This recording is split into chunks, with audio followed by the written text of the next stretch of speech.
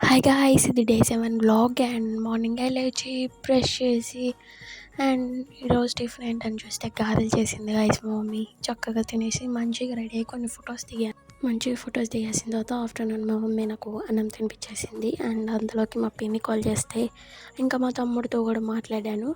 అది మా cute sweet little boy వాడు. అండ్ అందులో మా అక్క బయటకు వెళ్దామంటే ఇంకా బిర్యానీ చేసుకుందాం అనుకున్నాం నైట్కి.